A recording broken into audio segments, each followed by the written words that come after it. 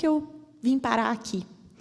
E acho que isso começa 10 anos atrás, quando eu me tornei mãe. Então, eu também estou falando do lugar de mãe, né? Me tornei mãe da Alice, que é uma criança com deficiência. A Alice tem paralisia cerebral. E eu me lembro bem, assim, ela nasceu prematura, né, com 29 semanas, 900 gramas, 31 centímetros, uma saúde muito frágil, né, porque a gente chama de prematuridade extrema. E ela ficou 145 dias na UTI, teve várias intercorrências nesse período, né, hemorragia pulmonar, hemorragia cerebral. Com 40 dias de vida, ela teve uma parada cardiorrespiratória de 26 minutos. E aí, em razão dessa parada, ela, então, evoluiu com um quadro de paralisia cerebral, que eu já antecipo, né? O nome é uma cilada, porque o cérebro não fica paralisado. Ele está muito vivo, muito ativo, mas é um nome como a gente popularmente está acostumado a dizer, e isso também diz muito do que a gente vai conversar aqui hoje, sobre os preconceitos em torno de algumas condições de vida. Mas voltando lá, há 10 anos atrás, há 9 anos atrás, quando ela nasceu, né, eu me lembro assim, de ter um ímpeto, uma necessidade de buscar todos os recursos, todos os médicos, tudo que eu podia. E óbvio que eu falo isso de um lugar de muitos privilégios, né, de acesso à saúde, a bons recursos. E eu me lembro de buscar assim muito. E eu recebia também de pessoas queridas indicações, né, até de transplante de célula-tronco na China. Eu me lembro que me mandaram, na época, uma reportagem.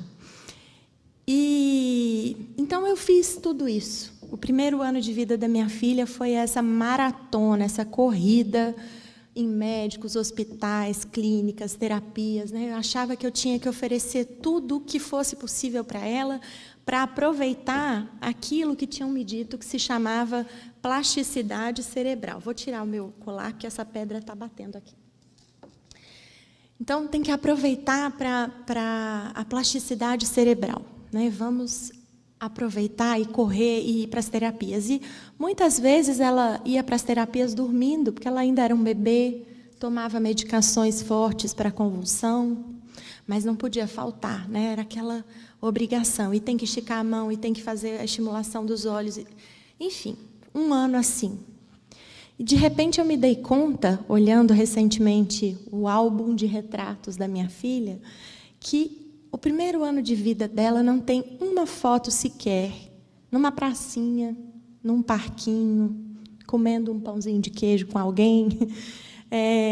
Não tem. Não temos fotos ao ar livre. Não tem. Todas as fotos são com algum profissional da saúde junto ao corpo dela, corrigindo, posturando, como eles dizem, né? Organizando, em hospitais, em clínicas, ou até mesmo dentro da nossa casa. Esse foi o primeiro ano. E aí, em algum momento, eu tive um clique, né? Na verdade, foi motivado pela minha irmã, que é fonoaudióloga, formada até aqui em São Paulo também, pela USP.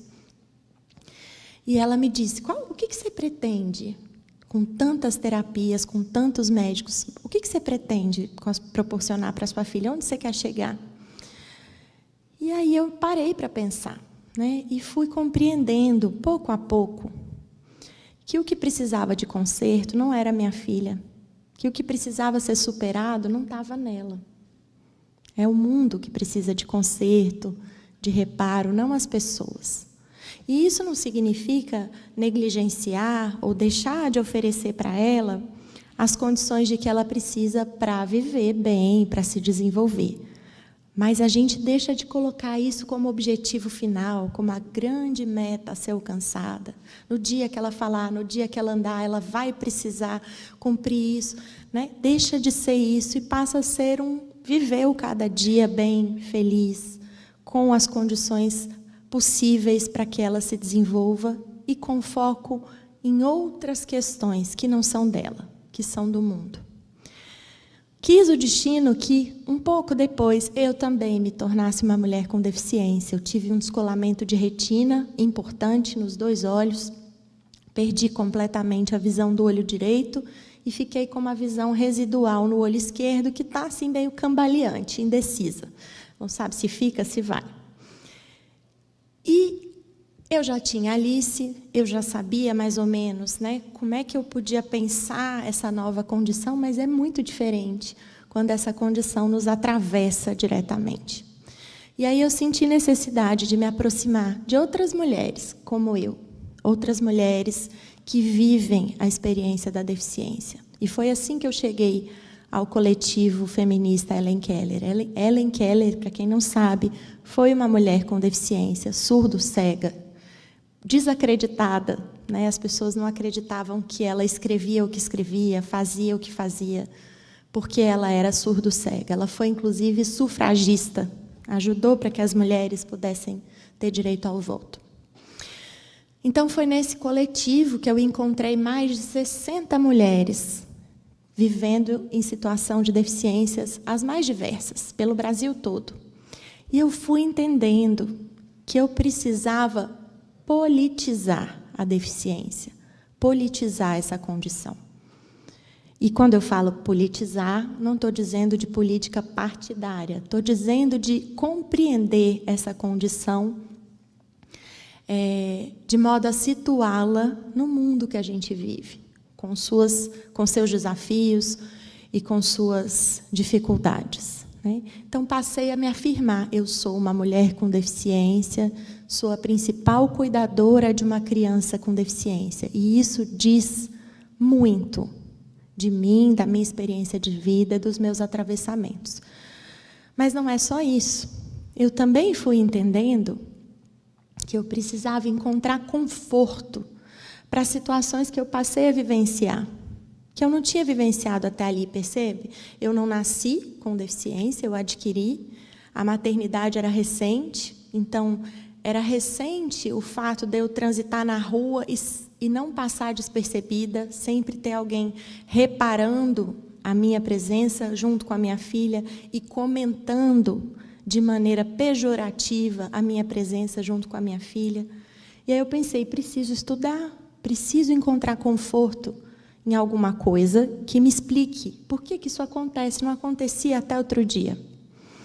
E aí eu me aproximei dos estudos da deficiência, né, das Disability Studies, que existem no mundo desde a década de 70, mais ou menos, e comecei a fazer parte de grupos de estudos da Universidade Federal de Santa Catarina sobre deficiência, sobre os estudos da deficiência. Também passei a me interessar por educação, né, educação na perspectiva inclusiva, para poder contribuir para o processo da minha filha de escolarização. E aí cabe um importante parênteses, né? Lá atrás, quando ela tinha 3 anos, eu imaginava que ela não era uma criança de ir para a escola. Eu não imaginava que ela era uma criança, com aspas aqui, educável. Eu nunca vi uma criança como ela na escola, eu não tive essa experiência. Então, eu pensava, ela não vai para a escola, não tem escola para ela. Ela não vai. Isso há bastante tempo atrás, 6 anos, 7 anos atrás. E, à medida que eu fui estudando, eu fui entendendo, ela vai, é direito dela. E, se essa escola não existe, ela vai ser criada. Ela vai passar a existir. Porque nós estamos aqui, no século XXI, no ano de 2022, e a gente já aprendeu, com o currículo que a humanidade nos trouxe até aqui, que a gente tem direitos, que todas as pessoas têm direito a. Foi assim que eu cheguei aqui, nesse lugar de estudar a educação inclusiva, de tornar um objeto de pesquisa de mestrado, de refazer a minha trajetória profissional de jornalista para educadora, para consultora em inclusão, para pesquisadora no campo, para militante, para ativista, para fundadora de um instituto com outras pessoas que me antecederam e que contribuíram para as conquistas que a gente tem hoje e com as que virão, né, que vão dar continuidade a esse legado. E aí que eu entendi, né, quando a gente faz essa discussão e vai politizando a discussão da deficiência, eu entendi que a deficiência não é um laudo, um diagnóstico, o carimbo que o médico coloca lá com o CID na receita médica. Eu entendi que a deficiência não é uma condição individual. Por quê? Óbvio, eu tenho uma lesão, né, nos olhos, na retina, a minha filha tem uma lesão cerebral. Isso tudo existe, é material. Mas isso não deveria significar obrigatoriamente a experiência da deficiência. Se a gente vivesse num outro mundo, em que fosse liberado a gente ter infinitos arranjos e modos de ser e estar aqui, nós seríamos mais uma, duas, três, quatro vivendo. Mas a gente vive num outro mundo, um mundo em que impera a corponormatividade, em que impera uma estrutura que costuma classificar e hierarquizar os corpos a partir de determinadas habilidades. E aí inventaram a deficiência. A deficiência é uma invenção do mundo moderno. Inclusive, chegou junto com a Revolução Industrial, né?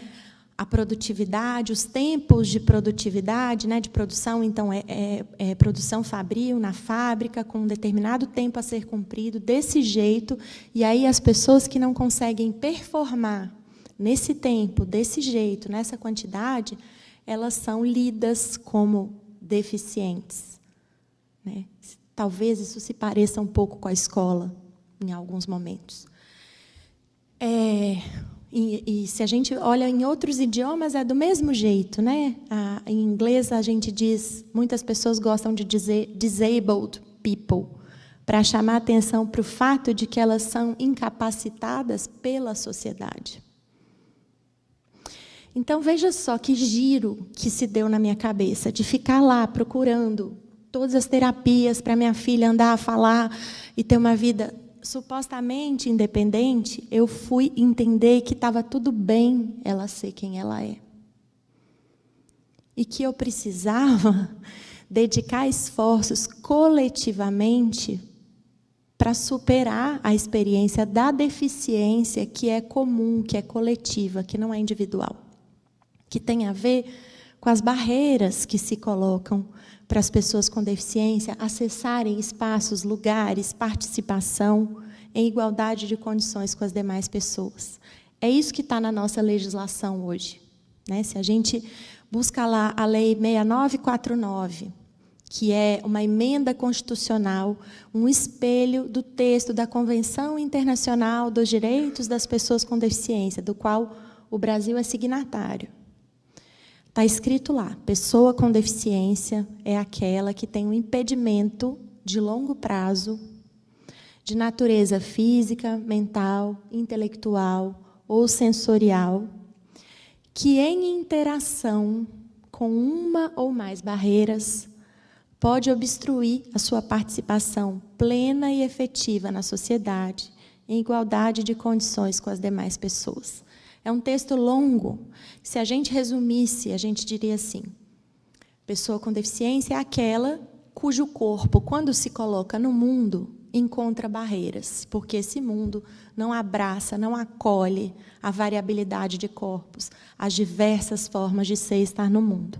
E aí se dá a experiência da deficiência. Então, não é uma questão filosófica aqui, é também, mas é uma questão do direito hoje. E essa narrativa é uma narrativa que foi disputada e protagonizada por pessoas com deficiência, que começaram a dizer: você que está dizendo que eu não sou capaz, você está dizendo que eu tenho um problema, deixa eu te dizer, me dê as condições para viver com dignidade, que você vai entender que a deficiência é construída socialmente, é uma produção social. Deficiência não é individual. Deficiência é uma situação de opressão. E se assim a gente está perdendo tempo discutindo aluno por aluno, laudo por laudo, CID por CID. A gente tem que discutir o ensino, a prática pedagógica, a acessibilidade dos espaços, os ambientes, as tecnologias, a comunicação. É isso que a gente precisa discutir. Como é que a gente amplia o repertório de mundo, expande as nossas concepções de modo a considerar uma gama gigantesca de pessoas e modos de existir que até então a gente desconhecia, e até bem pouco tempo atrás a gente desconhecia. Daí a nossa dificuldade, inclusive. Percebe? Não existe solução individual para um problema que é coletivo, que é construído socialmente. Então, não vai adiantar colar um profissional, um médico, um fonoaudiólogo no seu filho ou no seu aluno dentro da escola, porque ele vai continuar sendo lido como incapaz. Ele vai continuar sendo percebido como incapaz se a gente não cuidar das relações com os colegas, com os professores, com o ambiente, uns com os outros, e transformar a maneira como a gente entende as pessoas e as formas de ser e de estar aqui, as barreiras que se colocam e a possibilidade de conviver em alteridade. É isso que a gente tem que questionar, pensar. Ou seja, a gente tem que enfrentar uma estrutura capacitista.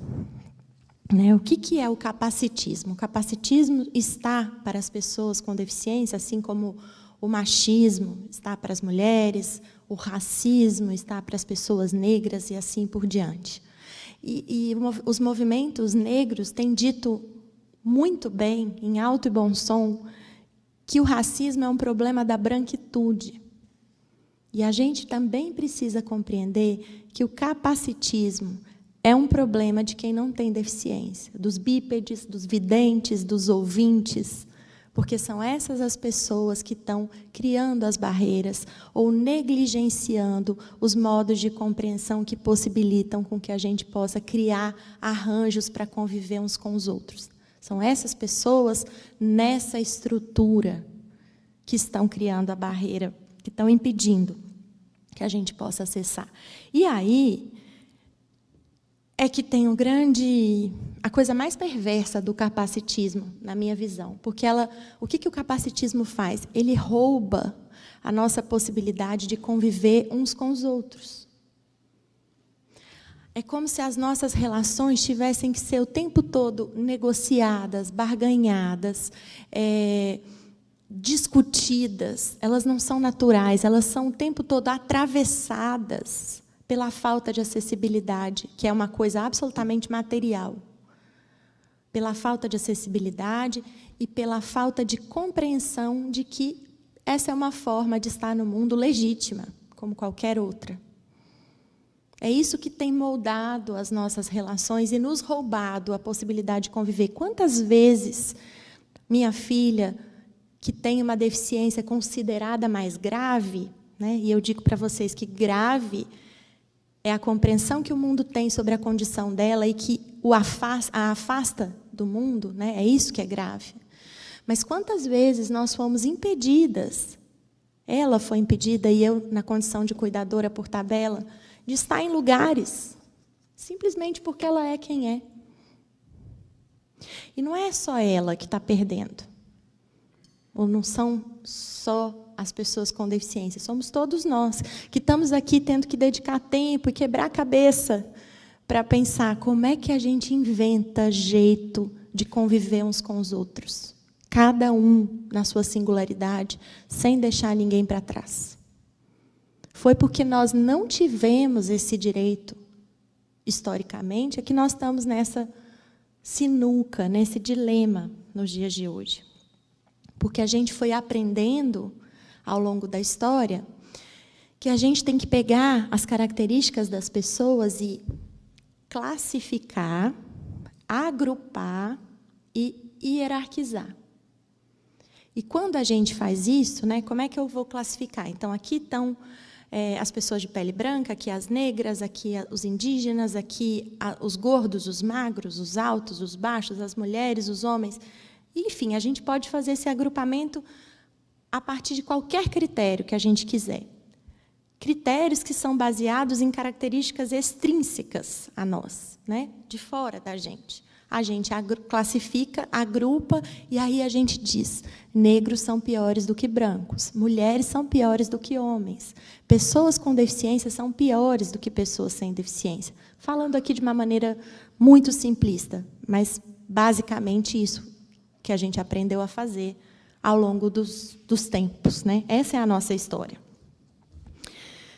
Ao mesmo tempo, então, se é assim, se a gente vai classificando, agrupando e hierarquizando as pessoas a partir de suas características, a gente pode concluir ou deduzir que a identidade de uma pessoa não é um dado natural, né? Esperando para ser descoberto. Ela é disputada, imposta muitas vezes. Quando a gente descreve uma pessoa, por exemplo, como especial, ele é especial. E aí tem um engano danado, né? Assim como paralisia cerebral é um engano, o especial também, porque parece uma coisa boa. Especial é um termo bom, né? Mas usado nesse contexto da pessoa com deficiência, o que é o especial? A gente está só descrevendo quem é essa pessoa quando a gente diz especial? A gente está só descrevendo uma pessoa quando a gente chama, por exemplo, de mulato? Quando a gente chama de viado? A gente está só descrevendo essa identidade? Ou a gente está atribuindo valor, julgamento? E é isso, é assim que as identidades vão sendo atribuídas, fixadas, e que a gente vai criando os estereótipos. E é a partir disso que a gente vai estabelecendo os processos, muitas vezes, as nossas formas de fazer. Chegou o aluno autista, o autista, o que tem síndrome de Down. E não é que essas informações não sejam verdadeiras, mas elas não são tudo sobre aquela pessoa. São uma pequena parte. Não definem aquela pessoa, compõem, fazem ali uma moldura, mas não fixam aquela identidade. Mas nós fixamos. No instante em que a gente diz especial, autista, ou qualquer outro nome que, às vezes, parece que é um nome indefeso, é só uma descrição, não é. Tem todo um imaginário que a gente construiu ao longo da história, que a nossa cultura foi nos passada por transmissão e que faz com que a gente atribua valor, sentido, julgamento, quando a gente diz esses nomes. Então, é importante a gente saber, a gente discrimina, tem preconceito, são os vieses inconscientes. Não são, gente, não tem nada de viés inconsciente. É disputa de poder. É assim que a gente foi moldado. É assim que o mundo tem se estruturado até aqui. Tem a ver com exercício de poder. Enquanto a gente não puder pensar identidade e diferença a partir de uma discussão de relações de poder, nós não vamos ter essa conversa de uma maneira madura.